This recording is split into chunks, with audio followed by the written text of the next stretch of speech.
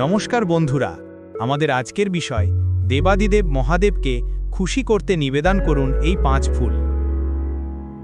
হিন্দু ধর্মে মহাদেবকে দেবাদিদেব বলা হয়ে থাকে, কারণ তিনি হলেন আদিদেব। একদিকে তিনি যেমন অল্পতেই খুশি হন, তেমন রেগে গেলে রুদ্ররূপ ধারণ করেন তিনি। সোমবার দিনটি হল মহাদেবের খুবই প্রিয়। এই দিনে মহাদেবকে খুশি করুন এই 5 ফুল দিয়ে। এই ফুল নিবেদন করলে মহাদেব অত্যন্ত তুষ্ট হন ভক্তের ওপর এবং মনের ইচ্ছে পূরণ করে থাকেন। জেনে নিন সোমবারে কোন কোন ফুল দিয়ে শিব পুজো করলে সবচেয়ে বেশি সন্তুষ্ট হন তিনি। কলকে ফুল। এই কলকে ফুল হলদে করবি বা পীত করবি নামেও পরিচিত। এই কলকে ফুল বিভিন্ন ধরনের হয়, তবে হলুদ কলকে ফুল শিবের খুব প্রিয়। এছাড়া সাদা, গোলাপি ও সিন্দুর রং কলকে ফুলও মহাদেবকে নিবেদন করতে পারেন। আকন্দ ফুল।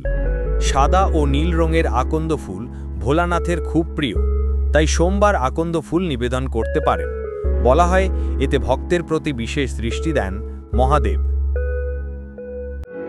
পারিজাত ফুল। পারিজাতকে মনে করা হয় স্বর্গের ফুল। স্বয়ং মহাদেবের অতি প্রিয় এই ফুল। আপনি যদি ভোলে বাবার আশীর্বাদ লাভ করতে চান, তাহলে প্রতি সোমবার মহাদেবকে পারিজাত ফুল নিবেদন করুন। এই ফুল পেলেই খুশি হন শিব ঠাকুর। ধুতরা ফুল। শিবকে খুশি করতে সাদা অথবা নীল ধুতরা ফুল নিবেদন করতে পারেন। এই ফুলও মহাদেবের অত্যন্ত প্রিয় বলে মনে করা হয়। স্বামী ফুল। স্বামী গাছ যেমন শনি দেবতার প্রিয়, তেমনি মহাদেবেরও প্রিয় এই গাছ। স্বামী গাছের ফুল দিয়ে পুজো করলে অত্যন্ত প্রীত হন মহাদেব।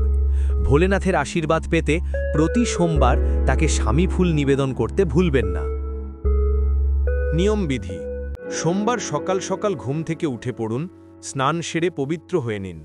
ধোয়া কাপড় পরে বাড়ির শিব মন্দিরে বা কোনো শিব মন্দিরে গিয়ে মহাদেবের জলাভিষেক করুন। এরপর মহাদেবকে প্রিয় ফুল অর্পণ করুন। তারপর জলের সঙ্গে দুধ, মধু, দই, ঘি ও চিনি মিশিয়ে শিবলিঙ্গে লেপন করুন। পুনরায় আবার জলাভিষেক করুন। শিব চালিসা পাঠ করতে পারেন। এরপর ভোগ নিবেদন করুন ও আরতি সেরে নিন। এতে তুষ্ট হবেন মহাদেব। ভিডিওটি ভালো লাগলে অবশ্যই লাইক, কমেন্ট ও শেয়ার করবেন।